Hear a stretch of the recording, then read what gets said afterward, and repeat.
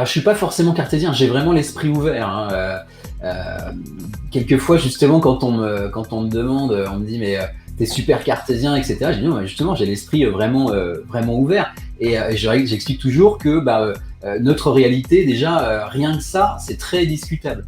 C'est-à-dire que à partir du moment où on voit notre monde, on le voit avec nos cinq sens. La vue, l'ouïe, l'odorat, le toucher, etc. C'est de l'information. Et c'est de l'information qui est, on va dire, électrique et chimique, et qui est traitée uniquement par notre cerveau. Donc, les couleurs n'existent pas, ce sont juste des fréquences qu'on interprète comme du rouge, du vert, du bleu, etc. Le toucher, ça c'est juste un phénomène physique, on passe pas à travers, tout simplement, c'est une histoire d'atomes, enfin bref, mais globalement, voilà, et c'est de l'information. Il faut savoir, par exemple, que quand on touche quelqu'un, c'est de la répulsion. Hein, vous embrassez quelqu'un, c'est pas un phénomène qui vous arrête, c'est juste de la répulsion comme deux aimants inversés. C'est juste de la répulsion. Qu'est-ce qu'on a d'autre aussi? L'ouïe, l'odorat et tout ça, c'est pareil, c'est de la pure interprétation. Dans Matrix, il dit comment tu sais c'est quoi l'odeur du poulet? Je veux dire, effectivement, l'odeur du poulet ou le goût du poulet, pour chacun, c'est différent. Peut-être, hein, j'ai jamais comparé, j'ai jamais essayé de discuter avec quelqu'un pour savoir si le goût du poulet était le même. Enfin, c'est assez compliqué. Tout ça, c'est de l'information qui est liée à notre cerveau, qui en plus de ça, et on le sait scientifiquement, reconstruit tout. Vous rentrez par exemple dans un magasin de chaussures, vous y restez 10 secondes, vous ressortez, votre cerveau il vous dit je connais le magasin par cœur, comme si vous y étiez longtemps. En fait, il a reconstruit par rapport à votre expérience, par rapport à d'autres magasins de chaussures, et si je vous pose des questions très précises sur le magasin, vous serez incapable de me répondre.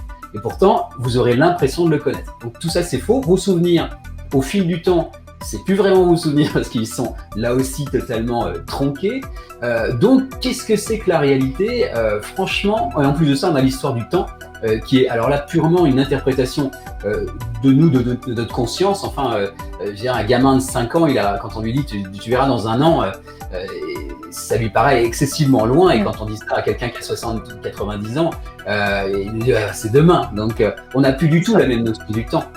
Donc voilà, tout ça c'est notre réalité, et notre réalité, quand on la comprend, au bout d'un moment, c'est super intéressant parce qu'on a l'impression d'être comme dans un rêve. C'est-à-dire en fait, on est dans un rêve qui nous paraît excessivement réel, mais qui est probablement issu d'une autre forme de conscience, qui est elle-même probablement, enfin voilà, on a un peu au bout d'un moment, et peut-être que demain je changerai d'avis et de théorie, hein, mais en tout cas aujourd'hui j'ai cette sensation qu'effectivement voilà, c'est pour ça que ça me fait rigoler, que ça joue aussi sur la philosophie de vie, en disant tout est possible dans la vie, fais ce que tu veux, quoi. Parce que t'es dans une forme de rêve. Alors voilà, je vais pas me couper le bras juste pour déconner, hein, mais en tout cas, voilà, c'est ça le truc.